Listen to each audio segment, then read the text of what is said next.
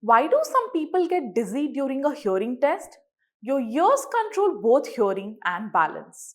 So, when sound frequencies or vibrations hit your inner ear, they can trigger the lightheaded feeling, especially if your balance system is sensitive. It's harmless but worth mentioning to your audiologist. Get your ears checked safely by experts at hearzap.com. Book your appointment at hearzap.com or visit your nearest Hearzap center.